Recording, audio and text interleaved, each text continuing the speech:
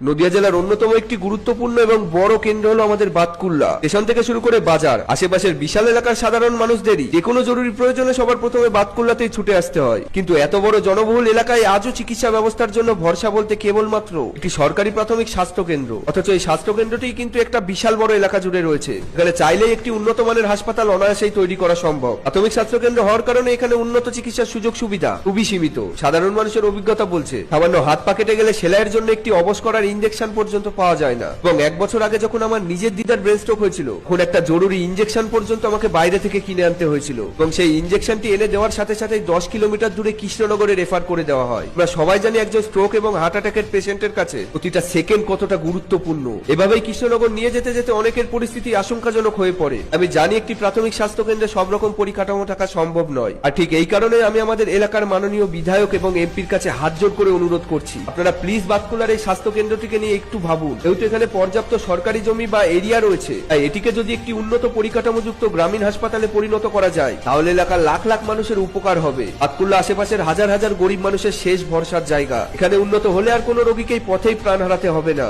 এটা যদি একটু ডেভেলপ হয় তাহলে অনেক গরিব মানুষের হেল্প হবে। যদি আপনিও বাতকুল্লা থেকে এই ভিডিওটি দেখে থাকেন